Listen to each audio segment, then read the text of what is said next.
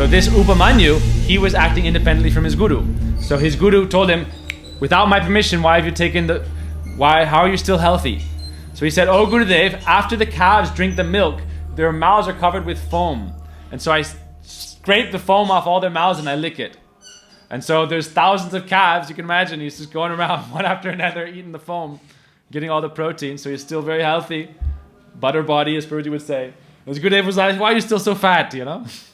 So he said, don't do it, I haven't given you permission. So again he went out, and again some days went by. And this time, he started getting more thin. But he was also getting more and more hungry. And so after a few days, one day, he was so hungry that he ate one type of leaf that you're not supposed to eat.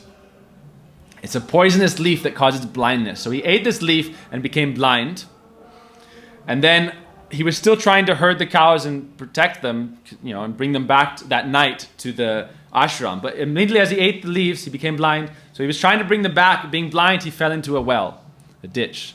And then he was at the bottom of this well and just laying there calling out, Ha Gurudev, Ha Gurudev, Ha Gurudev. And so the cows, by habit, they returned back to the ashram, but his Gurudev saw, where's Upamanyu? So he went out with his other disciples, said, let's go find Upamanyu.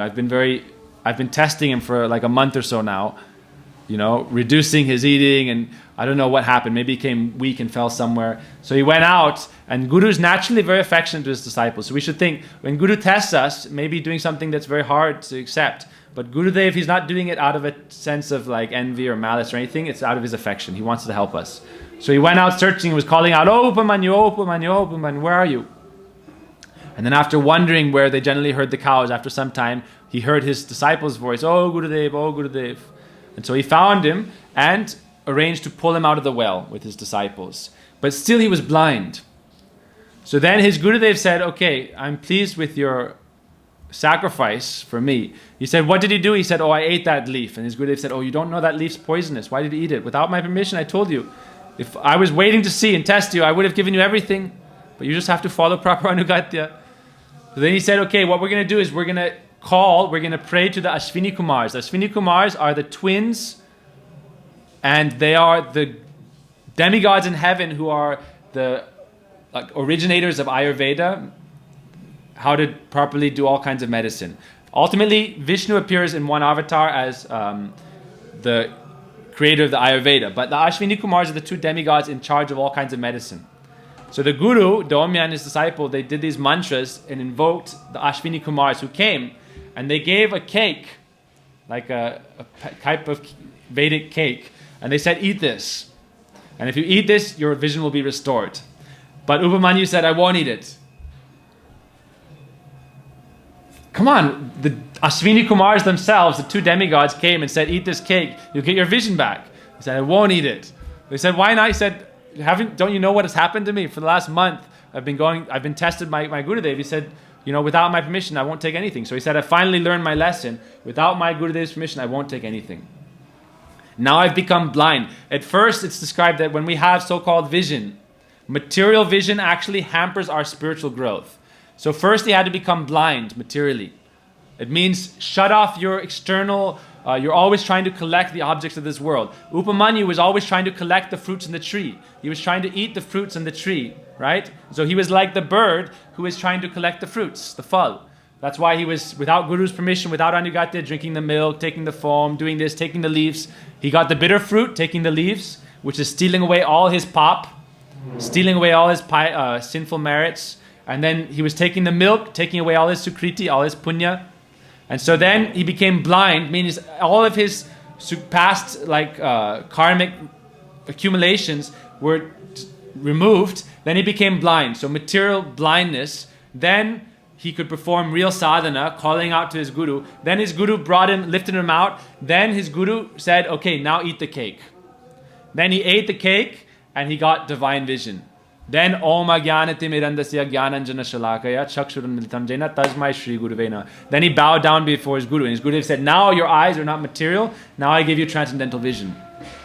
This is the same thing that happens with Krishna and Arjuna in Bhagavad Gita. Krishna shows Arjuna the universal form. He says, I have to give you transcendental vision to see this. Before, your material vision was causing you material distress. You were always absorbed in lamentation. how will I fight this battle? But now I give you transcendental vision. Now you'll become free of all kinds of material attachments to dualities of happiness and distress, sorrow, and all these dualities of material nature.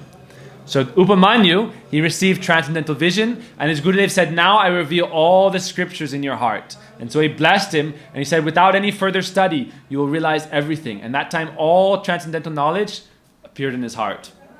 And he learned everything. That's real transcendental vision. That's why Chakshur Dan Jilo De Janme Janme Prabhu say Divya Gyan Hriday Prakashita. When we pray to Gurudev in the morning and do arti, we say Chakshur Dan Dilo Je. Oh Gurudev, give me transcendental vision.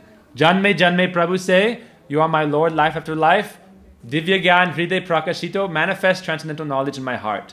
So Domya, being satisfied with his disciple Upamanyu, blessed him with complete transcendental knowledge. He learned all the Sastra. So if we want to learn Vedanta and learn Sastra, we also have to follow the proper process of proper surrendering to Sri Guru and being always under proper guidance and anugatya.